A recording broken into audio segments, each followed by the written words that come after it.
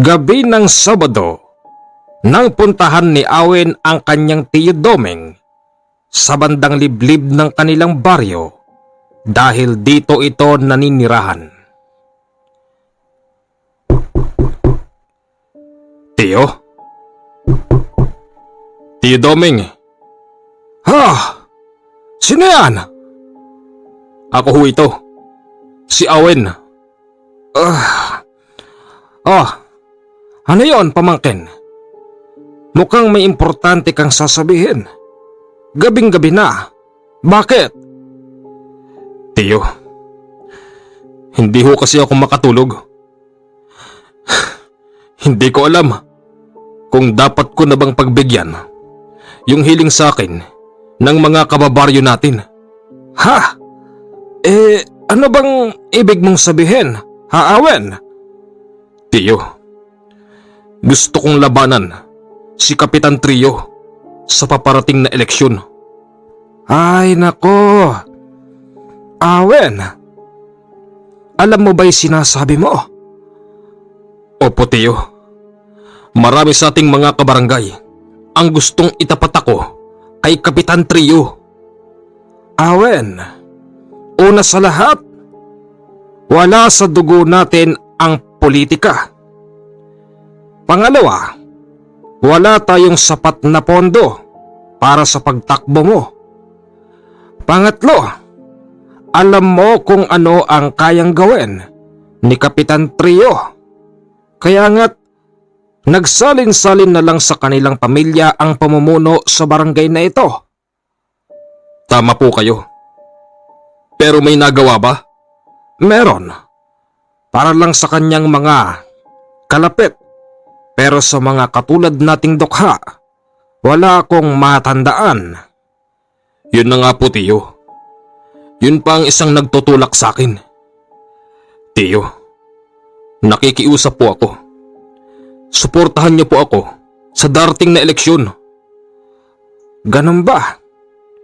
Hindi ka na ba magpapapigil? Opo, Tiyo. Naawa po ako sa mga kabarangay natin na halos hindi makalapit pag sila'y nangangailangan. Basta binabalaan kita, pamangkin, ha? Alam mo kung ano ang kayang gawin ng lahi ni Kapitan Trio. Baka mamaya traidorin ka niyan pag alam niyang ikaw ang mananalo sa laban. Bakit, Tiyo? Bakit tayo matatakot sa kanila? Hindi ba't meron kayong mga gamit dyan? Anong gamit? Gamit para hindi talaban ng bala. Tiyo, paarbor naman Nako, Awen, wala akong ganyan. Oo, at kaya kong makipagsabayan sa mga kakaibang tao. Pero hindi naman ibig sabihin noon hindi ako tatalaban ng patalim at bala. Tiyo, gusto ko talagang tumakbo. Hindi na importante sa akin kung anong gagawin nila sa akin. Basta isasalang-alang ko lang ang ating mga kabarangay. Suportahan mo ko, Tiyo. Parang awa mo na. Sige, gagawin ko ang aking makakaya. Pero, pamangkin, kung sakali mang dumating ang araw na ikaw ay pagtangkaan ng mga yon at wala akong nagawa, wag mo akong sisisihin. Opo, Tiyo. Salamat po. Dahil sa nalaman ni Mang Domeng na tatakbo si Awen sa isang posisyon, labis siyang nag-aalala. Naisip niyang kailangan ng kanyang pamangkin ang gamit upang hindi tablan ng bala. Kinabukasan nagpunta siya sa munisipyo para magpadala ng sulat sa kanyang kaibigan na si Kanole. Isang araw lang ang lumipas, bitbit na ng mensahero ang kanyang sulat. Tao po! Bossing! Tao po!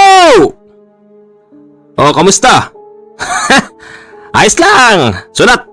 Galing kay Mang Omeng. Sinong Omeng? Domeng pala. Parang importante Parang nakita ko may nakalagay na Republika. Anong Republika? Ewan ko. Basta silipin mo na lang, bossing.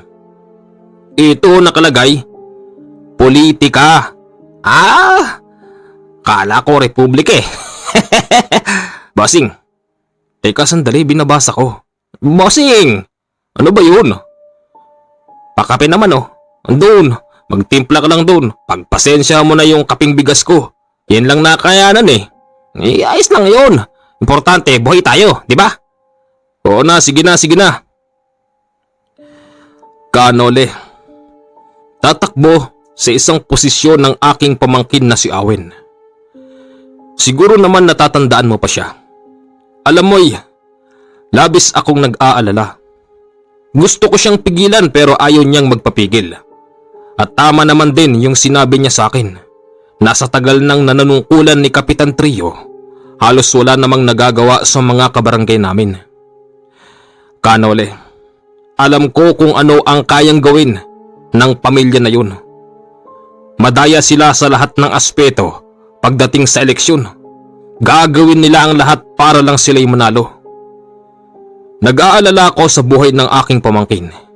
Maaari bang makahingi ng pangkabal, proteksyon ng aking pamangkin? Swerte naman yan, bossing. Ganun talaga. Sa ngayon hindi naman natin kailangan pa ng pera. Kaya kung anong pwede nating itulong sa kapwa, sige, itutulong natin. Paano, bossing, pag nangailangan ka ganon? O di, tsaka natin pabayaran. Ganon lang yun. Ayun! Kaya sa'yo ko, bossing Boss, tapang pala ng kaping bigas, no? Talagang matapang. Maitim na maitim yan Tsaka wala yang asukal. Kaya naman pala matapang, bossing Pero in fairness, organic. Walang halong gamot. Pumunta si Kanole nung araw na yon. Personal niyang iaabot yung hawak niyang gamit upang ibigay kay Mang Domeng. Muulan na. Tao po! Mang Domeng! Ano yan? Kanole! Ikaw pala, halika. Pumasok at umuulan. Naku, salamat po. Ay, hindi ko inaasahan na pupunta ka rito. Bakit naman? Di ba nga pinadalan mo ako ng sulat? Oo. Pero akala ko'y ipapadala mo lang din sa Koreo. Hindi. Hanggat kaya kong puntahan ng tao, pupuntahan ko. Siya nga pala, kapanalig. Si Awen ba yung dati kong nakita?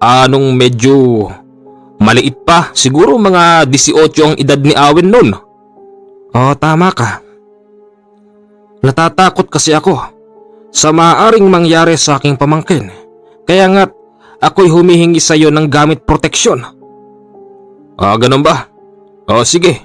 Ito, para sa kanya to. Ano to? Batoo mo. Batoo mo? Akma kaya ito sa kanyang pagkatao? Oo naman.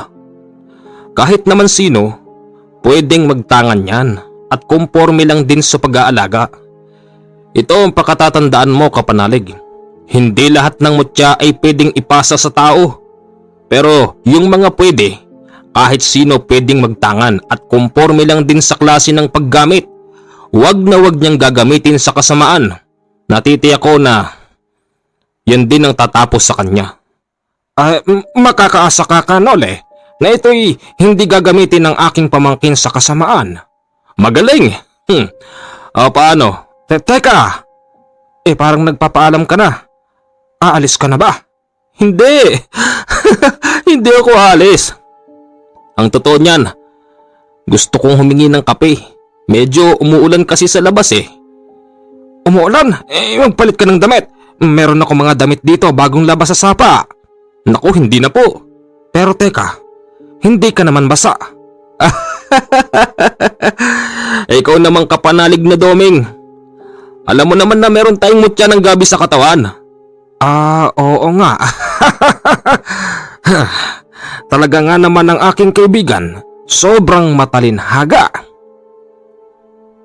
Kinabukasan nagpaalam na si Canole dahil meron pa itong importanteng pupuntahan. Pag-alis ni Canole, ito rin ang oras na ginamit ni Mang Domeng para pumunta sa bahay ni Awen.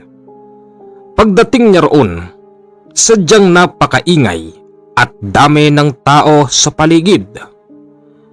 Teo, ikaw pala! Tuloy po kayo.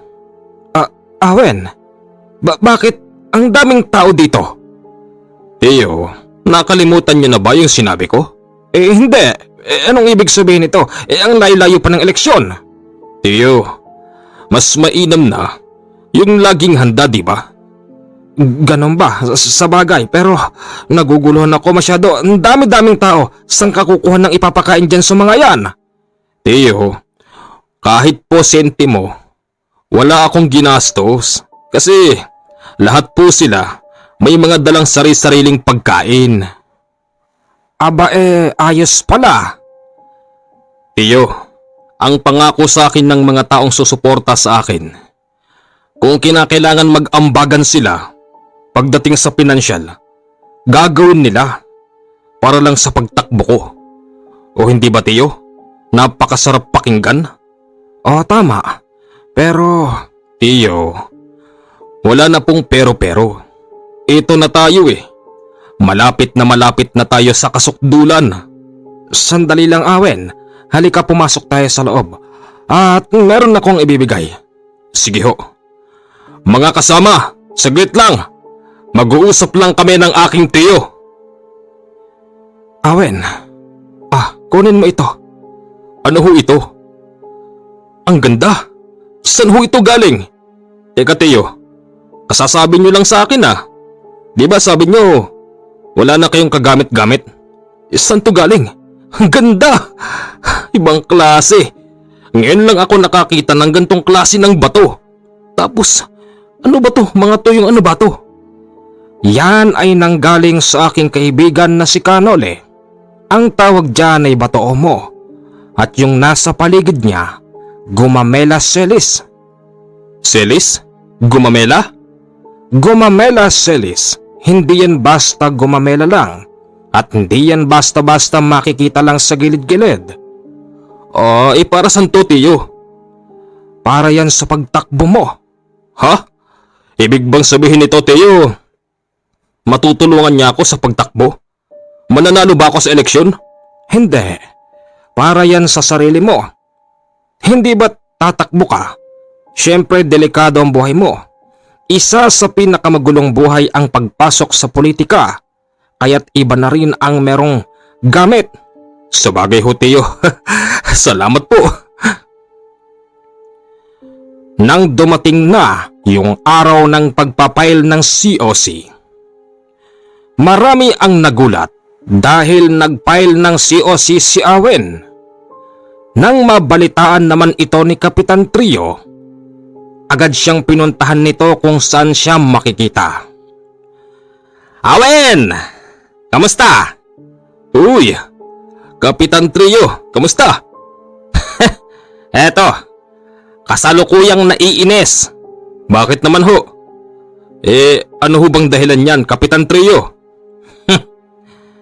Hindi ko lubos akalain na ikaw lang pala ang yuyurak sa akin. Ha?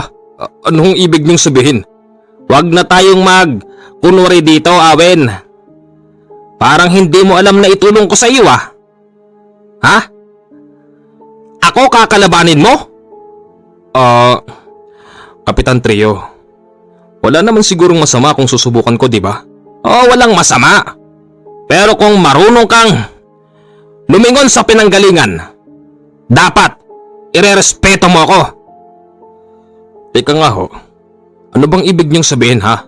Anong ibig kong sabihin? Umatras ka! Bakit ho ako aatras? Anong nakakatawa? Wala naman po. Wala naman pala eh. Kung umasta ka, kala mo di kita natulungan ah. Wala naman po akong sinasabing ganun. Kung hindi po ako tatakbo, wala kayong makakalaban. Wala akong pakialam, Awin. Basta sinabi ko matras ka. Yun lang. Alam mo kung ano kaya kong gawin. Ha? Bahala na po. Anong bahala na? Hindi pwede bahala na. Ngayon din. Mangako ka sa akin, Awin. Sabihin mo sa akin. Atras ka na. Hindi ko may papangako. Dahil sa dami ng taong umaasa sa akin at silang din ang nagtulak sa akin. Ganon? Pwes, humanda ka. Bakit po? Anong bakit po? Pinakain kita sa aking mga palad. Kapitan, bilang pagrespeto po sa inyo. Nakatras ka na? Hindi po. Di naman pala eh. Ano ang respeto doon? Pag nalaman to ni Ama, manda ka. Meron pa sanang sasabihin si Awin nang bigla siyang talikuran ni Kapitan Trio. Pag uwi niya sa bahay, 10 minuto lang ang lumipas at dumarating na si Mang Cecilio. Si Mang Cecilio ay ama ni Kapitan Trio. May mga kasama pa itong mga lalaki na ngayon lang nakita ni Awin. Awin! Magandang araw. Magandang araw ho, Mang Cecilio. Pasok po kayo. Hindi na. Baka mamaya, isumbat mo pa sa akin yan. Ho? Bakit po? Bakit po kayo ganyan? Awin, nakarating na sa akin ang plano mo. Akala ko'y kwento-kwento lang, pero totoo nga pala. Ito ang sasabihin ko sa iyo, Awin. Wala kang utang na loob. Matapos ka namin pakainin sa aming mga palad, ikaw lang din pala ang susunggab sa amin. Binabalaan kita, Awin. Sa oras na ituloy mo yung plano mo, magkakahiyaan tayo. Mang Cecilio, wala naman pong takutan. Hindi kita tinatakot. Alam mo, Awin, ang kayang gawin ng aming pamilya. Kaya kung ako sa'yo, lumayo ka na lang. At kung hindi ka lalayo, mas mainam pang umatras ka na lang at mamuhay ka na lang bilang isang magbubukid dito sa atin. Dahil yun lang naman ang isa sa numero 1 na hanap buhay dito. Pabayaan mo na kay Trio ang posisyon. Pero Mang Cecilio, wala pong ibang kalaban ang anak nyo. Ano naman? Problema mo ba yon, ha? Bakit ba pilit niyong pinagharian ng ating barangay? Ano bang nakukuha niyong benepisyo? Malalaman mo yan kung sakaling manalo ka, pero hindi ka naaabot ng eleksyon. Tandaan mo yan, Awin, wala kang utang na loob. Pag-alis ni Mang Cecilio, si Mang Domeng naman ang dumarating. Muntik pa ngang masagasaan si Mang Domeng ng kanilang sasakyan. Tiyo, binantaan ako ni Mang Cecilio, tapos ni Kapitan Trio. Tiyo, anong gagawin ko? Nandiyan ka na eh. Atras ka pa ba? Panindigan mo na yan, Owen. Opo, Tiyo. Bahala na po ang Diyos. Halos araw-araw ay nag-iingat si Owen kahit saan siya mapadpad. Para ba kasing pakawari niya sa kanyang sarili ay palaging merong nagmamasid na anumang oras pwede siyang traidorin. Biyernes ng gabi, naimbitahan si Owen sa isang pagtitipon. Lahat ng mga tao doon, kapitan na ang tawag sa kanya. Ganun pa man hindi siya masyadong nagtitiwala dahil hindi naman lahat ng mga tao doon ay taga-suporta. Maaring yung iba nakakakuha lang ng chismis. Nagkainuman hanggang sa nagpaalam na si Owen. Wala naman siyang sasakyan nung mga panahon na ito, kaya't naglakad lang siya papauwi. Ayaw din niyang magpahatid sa mga taong ngayon pa lang niya nakita. Habang siya naglalakad, sinalubong siya ng 4 na lalaki. Binati siya nito at tinawag siyang kapitan. Salamat. O paano? Aasahan ko kayo ha. Bati pa nga ni Awen sa kanila. Nang makalayo ang mga lalaki, bigla siyang kinutuban na hindi kaya't may gagawin sa kanyang hindi maganda ang apat na lalaki. Paglingon niya roon, patakbo na ang mga ito habang may bitbit na baril at pinagbabaril si Awen. Pakawarin niya'y tinamaan siya ng maraming beses sa likod. Bigla na lang siyang nagtatakbo dahil nga tinutugis na rin siya ng bala. Nakatalon siya sa nakabukas na sapa dahil maagos yun at yun ang naging dahilan kung bakit siya nakaligtas nung gabing yun. Yan na nga bang sinasabi ko, Awen? Delikado ang buhay mo. Rowena, kahit na anong mangyari, kailangan ko tong ituloy. Tutuloy mo? Tignan mo yung nangyari sa'yo. Swerte na nga lang kasi binigyan ka ni Tio Domeng ng gamit, kaya hindi ka tinablan ng bala. Pasalamat ka dyan sa suot mo. Talaga nagpapasalamat ako rito. Rowena, patawarin mo ako pero hindi na ito kailangan pang iurong. Oo, naintindihan ko. Maya-maya pa si Mang Domeng ay dumarating dahil nabalitaan niya ang nangyari. Tiyo, kayo pala. Ano nangyari? May natuwa ho sa akin Ayun, pinagbabaril ba naman ako? Ano nangyari sa'yo? Pakawari ko, Tiyo, tinamaan ako ng maraming beses sa likod. Kasi naramdaman ko yun Tapos tumalon ako sa sapa kasi nakabukas yung sapa. Ngayon, nang makarating ako rito, tinignan ko yung likod ko sa salamin. Wala naman akong tama pero merong mga maliliit na pantal. Ay nako. Salamat sa batoo mo at sa gumamela selis na ibinigay sa atin ni Kanole. Sa susunod, Awen, mag-iingat ka na.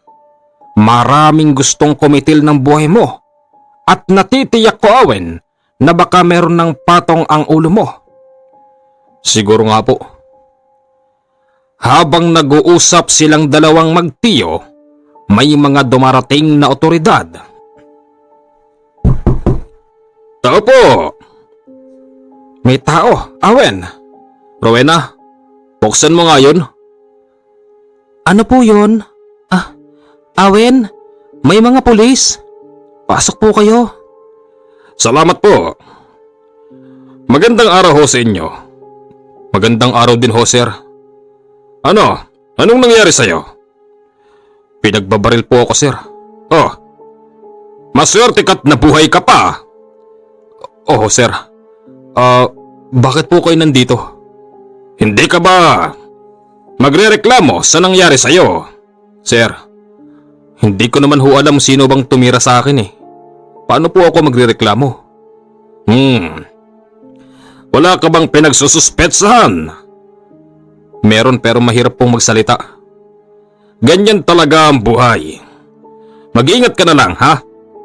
Yes, sir. Sir, sandali ho. Ano ho yun? Sir, Tiyo, wag na po. Wala. Sige, alis na kami. Dito sa lugar nyo, tuwing sasapit ang eleksyon, talagang magulo. Kaya nga't, magmula sa araw na ito, magde-deploy na kami ng tao dahil yon ang utos ng COMELEC. Sige na, at magiging abala na kami. Salamat ho, sir. Hindi lang ito ang unang beses na inambos si Awen dahil makalipas pa ang ilang araw, naimbitahan na naman siya. Pasensya na kayo mga kasama. Hindi ako maaaring magtagal dito. Alam niyo naman ang aking sitwasyon. Kapitan, ihatid ka na po namin. Huwag na. Delikado rin ang buhay niyo pag sumama kayo sa akin. Ipaubayan niyo sa akin ang laban na ito hanggang sa maitagpos natin. Pangako ko sa inyong lahat na lahat kayo ay aking pakikinggan pag tayo'y pinalad. Nagpalakpakan ang mga tao dahil sa sinabi ni Awen. Yun ding gabing yun, hindi pala ambush ang mangyayari dahil hindi basta tao ang sumalubong sa kanya. Katulad ng dati, 4 na tao ang pumaligid sa kanya. "Kamusta, Kapitan Awen?" Hindi kumikibo si Awen nang kibuin siya ng lalaking may mahabang buhok tapos payat. Kapansin-pansin din na mukhang bangag ang mga taong yun. "Ayos lang. Mga taga-suporta ko ba kayo?" "Hindi. Hindi mo kami taga-suporta. Kami ang papatay sa'yo." Nakaalerto naman si Awen nung mga oras na yun. Meron siyang hawak-hawak na kutsilyo at gusto niyang unahan yung isa. Kaya lang, masama ang sinapit ni Awen. Naunahan siya ng 4 na lalaki na sa kanyang palagay hindi mga kutsilyo ang ginamit pero mga matutulis. Dinala siya sa ospital ng tricycle driver na nakakita sa kanyang nakalagapak sa lupa. Dali-dali namang nagpunta roon si Mang Doming para alamin ang kanyang sitwasyon. 50-50 ang sinapit ni Awen ng gabing yun. "Tiyo Doming! Tiyo! Yung asawa ko, Tiyo!" Ay nako. Wala tayong magagawa, Rowena. Ginusto yan ng asawa mo. "Tiyo! Bakit ba kasi tumakbo pa siya, Tiyo? Hindi niyo man lang siya pinigilan." "Rowena, akala mo ba'y hindi ko ginawa yun? Ginawa ko yun para sa kanya. Kasi mahirap ang ganyang buhay, lalo na't ang kalaban may masyadong agresibo." Habang sila'y nag-uusap, dumating ang mga pulis. Sir! Sir! "Oh, yan ang nga bang sinasabi ko eh." "Sir, hindi ba't mga nakaposisyong kayo dito sa barangay? Bakit hindi nyo man lang nakita nangyari?" "Ano nga akala mo sa amin? Hindi marunong matulog? Hindi marunong magpahinga? Maaaring tsinambahan ng mga taong yan ang nangyari. Pero kung nagkataon na yung mga bata ko ay hindi nagpapahinga, hindi mangyayari yan." Lumabas yung doktor nung mga oras na yon at ibinigay sa pulis ang mga ebidensya. Ayon sa pagsusuri, yung tama sa kanyang buong katawan ay hindi ginamitan ng kutsilyo. Ngayon lang ako nakakita ng ganito.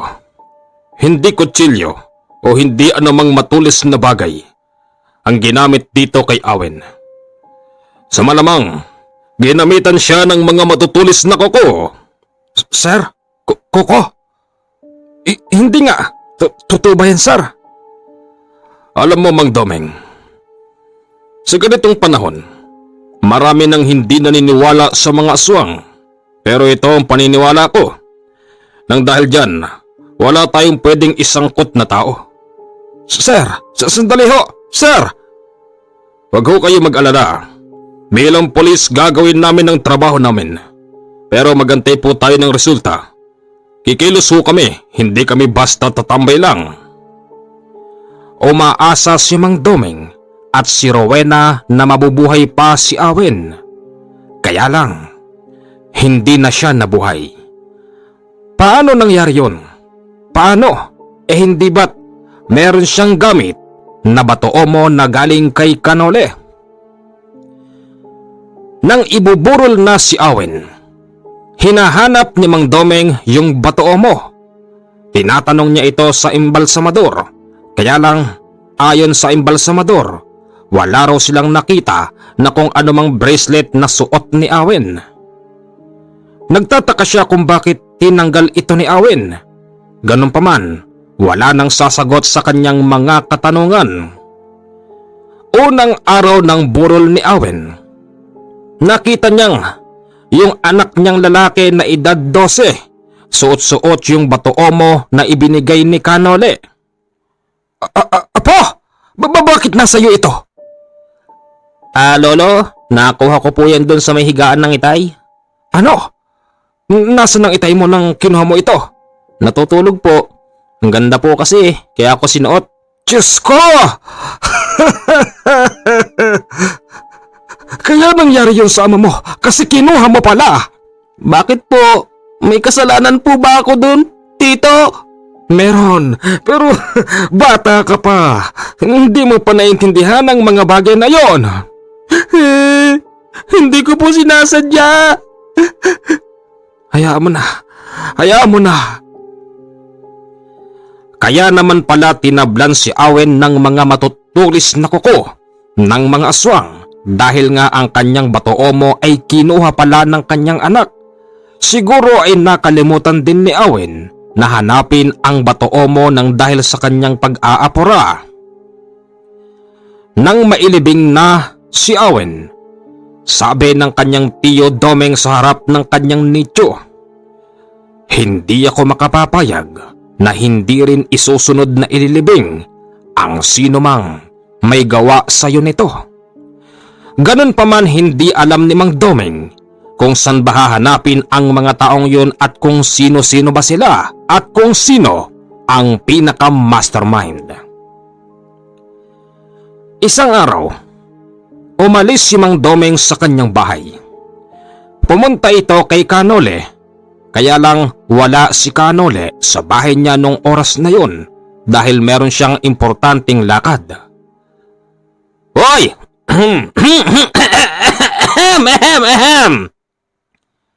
Sino ho kayo? Anong ginagawa niyo rito sa bahay ng bossing ko? Inaantay ko si Kanole. Ba? Kilala mo pala siya. Sino ka? Domeng. Ako si Domeng. Domeng? Teka, parang kailan lang nagdala ako ng sulat dito nakapangalan sa Domeng. Ako yon. Ako yon, iho. Kayo ho pala yon. O bakit po kayo nandito? Di na lang kayo nagpadala ng sulat. Importante. Napaka-importante ng lakad kong to. Ganun ba? Bossing! Wala siya rito. Nasaan daw? Hindi ko alam. Basta't aantayin ko na lang siya. Ganun ba? May sulat din ako para sa kanya. Oh, si Bossing na yata yun ah. Hindi ko ho masyadong maninag medyo malabo na mata ko Siya na yun. Oh, siya na yun. Paano nyo nalaman? Tatang! Mukhang mas malinaw pa yata mata mo kaysa sa akin Talaga? Malinaw pa mata ko, iho. Kahit sa malasukan tubig, kaya kong dumilat at makikita ko pa yung mga isda. Masyado namang bulataw tong taon to. Ano? Anong bulataw? Narinig mo ako? Oo. Anong bulataw? Anong salita yun? Sa ibang wika, yung salitang bulataw, magaling. Kala ko kung ano Kanole, magandang araw. Mang Domeng? Bakit po? Teka, di ba tumatakbo yung anak mo? Bakit mo iniwan? Hindi ko siya anak. Yung pamangkin mo si Awen. Bakit? Wala na siya. Ano? Paano nangyari yun? Inambus ba siya ganun? Oo. At hindi basta ambus. Ang tumapos sa kanyang buhay, mga aswang. Aswang? Pero kahit na, meron siyang batoomo, di ba? Oo, kaya lang, nung natutulog pala yung pamangkin kong yun, yung anak niya, kinuha yung batoomo kasi nagandahan daw. Naku po, kaya naman pala nalibing na ba? Nakalibing na, Kanole. Ngayon, kaya ako nandito. Dahil gusto kong humingi ng payo sa'yo. Gusto kong malaman kung sino bang mga taong may gawa nung kay Awen. Nakita niyo po ba o hindi? Hindi. Kung ganon hindi ko malalaman yun. Mas mainam pa puntahan natin yung pinangyarihan. Sige, ngayon din ba? Wala ka bang gagawin? Wala naman. Tapos na. Ang totoo niyan, kauwi ko nga lang kaninang madaling araw Halos wala pa akong tulog, walang pahinga, walang kain. Pero okay lang ako. Kayang-kaya ko pa. Sige, salamat. Sumama si Kanole kay Mang Domeng. Makalipas ang buong maghapon na pagbiyahe, narating na nila ang lugar. Kanole, Itong mismong pwesto na ito. Dito siya dinampot ng tricycle driver. Dito? Teka, may bahay doon ah. Ayun oh. Ha? Oo nga. Saan ka pupunta? Pupunta ako ron. Baka sakaling merong nakakita. May mga elemento rito eh. Kanina ko pa sila kinakausap sa isip lang, kaya lang walang gustong sumagot. Para ba silang mga takot? Ganun ba? Sige. Tao po. Ano po yun? Magandang araw. Wow, gwapo. Hindi naman. Kaibigan, ako nga pala si Nole. Misty nga pala, Misty. Kaibigan, di na ako magpapaligoy-ligoy pa, no? Sige, meron ba ako may tutulong sa inyo? Ay, siya nga pala. Mama. Ako? O ikaw? Nung isang araw pa kita hinahanap eh. Bakit? Kasi gusto ko sanang sabihin sa'yo yung mga nakita ko nung nakaraan. Nakakatakot. Tapos sa pagkakalam ko, pamangkin mo ro yun. Yung tumatakbong kapitan. Bakit ba? Ano bang meron dun, iha? Ay, buti na lang iha yung tawag sa akin. Magkakasundo tayo, Manong. Ano ba kasi yun? Manong? Hindi na kasi ako makatulog eh. Tapos? Kasi nakita ko, Manong. Kitang-kita ko. Ay nako, wag mo nang ituloy. Nabasa ko na. Alin? Sige Kanole, hayaan mo siyang ilahad ang kanyang mga nalalaman. Hindi ba't pamangkin mo yun si Kapitan Awin? Hindi pa siya kapitan pero tumatakbo. Pero gusto ko siya eh. Gusto ko siyang iboto. Kaya lang, kitang-kita ko, Manong. Yung pamangkin mo, pinalibutan ng 4 na lalaking pangit. Tapos, ang tutulis ng mga kuko niya, Manong. Nang laban pa nga si Kapitan Awin eh. Kaya lang, hula, hindi umubra yung kutsilyo ni Kapitan Awin. Iniwan na lang siyang patay. Natatakot po ako. Bakit hindi mo yan sinabi sa mga polis na nag-iimbestiga? Kasi po, baka balikan nila ako eh. Siyempre, pagdating sa korte, iharap nila ako. Natatakot ako, Manong. Naintindihan ka namin, iha. Salamat po. Pero, ang tanong ko lang, namukaan mo ba yung mga taong yon? Hindi po eh, pero kung sakaling makikita ko silang muli, tsak ko, maalala ko sila. Wala ka bang palatandaan? Mahaba yung mga buhok nila eh. Tapos, yung boses, nakakatakot. Pag narinig ko muli yung boses ng mga yun, kuya, sigurado ko, makikilala ko sila. Sana itong kwentuhan natin na to sa atin lang. Huwag po kayo mag-alala. Pag may nakita ko maski isa sa kanila, sasabihin ko po. Maasahan ka namin, Misty. Opo naman. Sige. Kanole, confirm na ba? Hindi pa rin, Mang Doming. Kasi hindi naman niya alam yung itsura eh. Kasi madilim. Pero ang palatandaan niya yung boses tapos yung pangit na muka at medyo mahaba yung buhok. Di ba, Misty? Tama po yun. Teka, pawis na pawis ka na. Gusto niyo ng kape? Kape? Nakita mong pawis na pawis ako eh. Mali. Juice, tubig. Ano? Hindi na. Apura kasi kami. Sige, salamat po sa pagpunta niyo rito. Ang gwapo. Ikaw kinachansingan mo ko Dahil sa nangyari na paglalabas ng katotohanan nung baklang si Misty, tila ba nagkaroon na ng ideya si Mang Doming. Isang umaga, ang baklang si Misty ay papasok na sa eskwelahan. Nasa lubong niya yung 2 lalaki na sa palagay niya'y namumukaan niya at nabobosesan. Pare, malaki ang naging pakinabang natin sa pagtakbo ng taong yon nang dahil doon nagkapera tayo ng marami. Ay, yak. Hay, anong tinitingin-tingin mo ha? Wala po. Wala naman pala eh. Ares, baklang to pag hindi kita. Pasensya na po. Takot na takot ang baklang si Misty nung oras na yon. Nang dahil dito hindi siya pumasok sa eskwelahan at dumiretso siya sa bahay ni Mang Doming. Wala na si Kanole nung mga oras na yon dahil pinaalis na siya ni Mang Doming at sinabing siya na ang bahala ron at ipaubaya sa kanya ang problema ng kanyang pamangkin. Mang Doming! Mang Doming! Ah, Misty, bakit?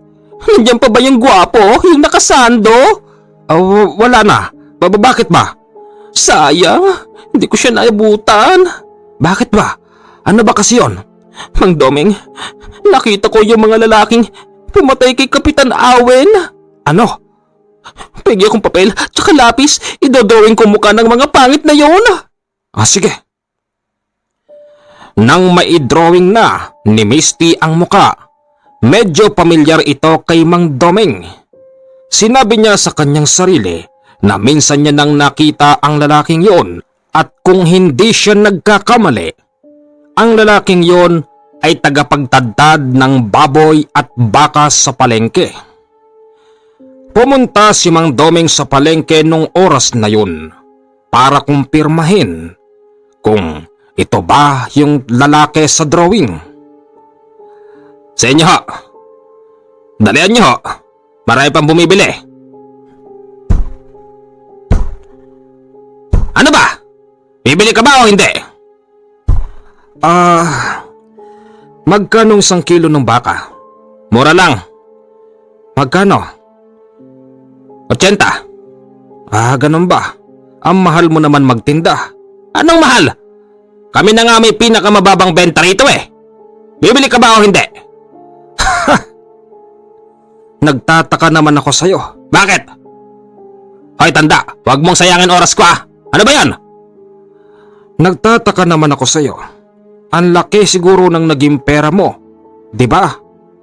Teka nga, pinepersonal mo ako ah. Nakita mong nagninegosyo ako, binuburaot mo ako? Hindi kita binuburaot. Gusto ko lang iparating sa'yo na pinapanood na kita. Malapit ka nang mag-ending. Ay tatang, huwag mo akong babantaan. Iba ako. Pagka ganyang nagbabanta ka, siguraduhin mo. Alam mo ang ibig kong sabihin, iho. Alam ko. Kaya nga di kita tinitignan ng une. Pero confirm ko naman na. Alam ko naman na plano mo. Kaya mag-iingat ka. Ikaw ang mag-iingat. Walang pakialam si Mang Doming kahit nasabihin na maraming nakarinig.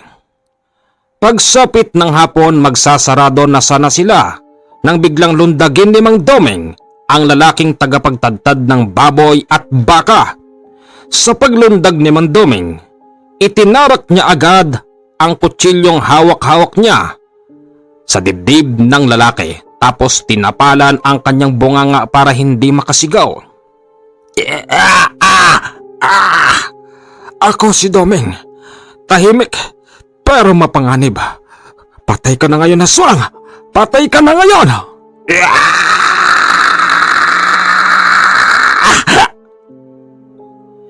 Tinangkapan ng lalaki na yon na magbago ng anyo para malabanan si Mang Doming.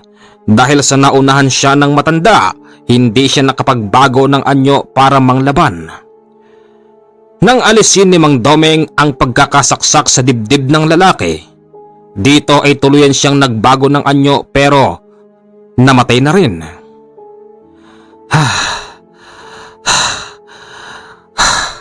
Tatlo pa.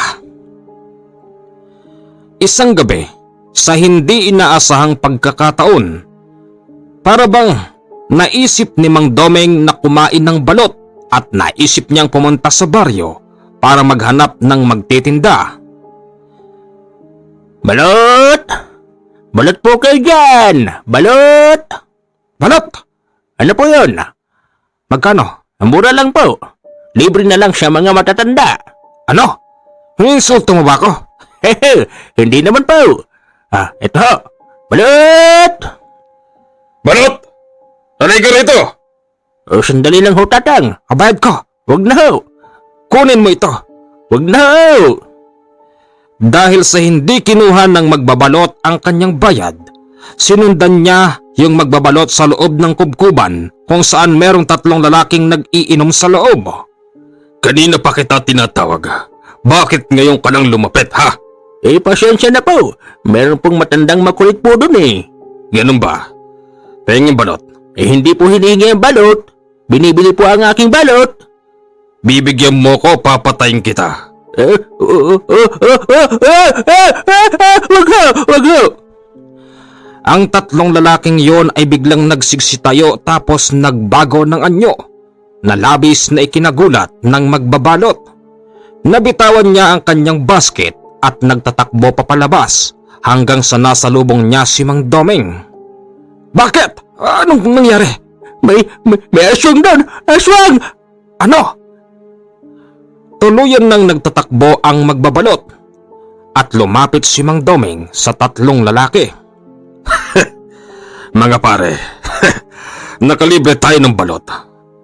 Akin na to, sa inyo na'y tagdadalawa. Ang galing nyo! Ha? Sino ka? Anong sino ko? Hoy! Ang laki ng kinita nyo sa paghitil nyo ng buhay sa aking pamangkin. Tapos, mangungutong pa kayo sa kawawang magbabalot? Teka nga, sino ka ba ha? Huwag mo sabihing pamangkin mo si Awen. Ha? Hoy, ikukwento ko lang sa'yo. Hindi lang 10 saksak ng aking mga matutulis na kuko ang ginamit ko sa kanya. Mula sa batok sa tagiliran hanggang sa pinakapaa. Ngayon, tanda. Huwag mo sabihin, gusto mo na ring sumunod. Hindi na importante yon. Ang iniisip ko ngayon, kung ilang saksak naman ang aabutin nyo, katulad ng kasama nyong tagapagtadtad ng karne sa palengke. Napakabilis ng pagkilos ni Mang Doming dahil nga sa ito'y meron ding tangan-tangan na mutya ng kidlat. Hindi nakaporma sa kanya yung 3 lalaki ni hindi man lang nga nakatayo sa mga kinauupuan nila. Tanda, hindi mo kami kayang patayin kung saksak lang ang gagamitin mo sa amin. Ganon ba? Tinanggalan ni Mang Doming ng ulo ang 3 lalaki. Ang mga ulo ng mga ito nilagay sa sako at ipinaanod sa rumaragasang tubig. Maya-maya pa, may mga taong nagdaratingan. Nakita nilang si Mang Doming lang ang nag-iisang buhay sa kanila. Witness patuloy ang mga taong yun. Arestado si Mang Doming at binansagan siyang tahimik na mapanganib. Maraming nakaalam sa nangyari kay Mang Doming. Ang gusto ng mga taong nakakakilala sa kanya na siya'y mabuting tao, mag-ambagan para siya'y ilabas. Ganun pa man hindi yung ganong kadali dahil nga siya'y nakapatay ng tao. Yung mga katawan ng lalaki, tinangkang iburol ito ng mga kakilala pero pagsapit ng pagsikat ng araw, bigla na lamang nawala ang katawan ng mga yun. Dinalaw ni Kanole si Mang Doming habang ito'y nakakulong. Mang Doming, sabi ko naman ho sa inyo dapat hinayaan nyo kung tulungan kayo. Hindi ho sana kayo nakulong. Dapat sa ibang lugar natin sila dinala. Kanole, nagkataon lang din na may mga taon dumating. Pero, ganun pa man, hindi ko pinagsisisihan ang mga nagawa ko. Kahit na ganito ang sinapit ko ngayon, dapat lang din sa kanilang mamatay. Dahil hindi basta-basta ang ginawa nila sa aking pamangkin. Sino mastermind? Iyon ang hindi ko alam. Mahirap nang magturo, lalo na't nandito tayo sa loob. Baka mamaya, hanggang dito meron silang impluwensya. Baka, pag nagkataon, hindi pa tayo magkita. Huwag ka mag-alala, Mang Doming. Naniniwala ako na hindi ka magtatagal dito. Kasi, nasa katwiran ka. Sabihin na natin na napatay mo nga silang 4. Pero, tiyak ko na merong magaling na abogado ang makakaalam ng problema mo para tulungan ka. Ang totoo niyan, yung mga tao sa amin, na alam na ako'y mabuting tao. Nag-ambagan na sila para ako ilabas pero syempre, hindi ako basta makakapagpiyansa kasi nga ganito ang nangyari. Aasa ako, Mang Doming, na makakalabas ka. Kaya lang, yung mastermind yun ang mahirap, di ba? Katulad nga ng sinabi ko sa'yo, mahirap magturo. Ilang araw ang lumipas na ideklarang nanalo na si Trio bilang kapitan muli ng barangay. Nagsasaya sila, kaya lang kokonti lang ang mga taong dumalo. Natatakot din kasi yung iba dahil nga taga-suporta sila ng kabila, kaya lang yung sinusuportahan nila ay bigla na lamang nawala. Magandang gabi po.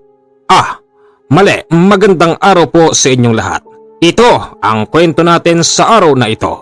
Maraming salamat po sa mga walang sawang sumusuporta sa ating maliit na channel. Okay, sa shoutout po tayo sa susunod na video.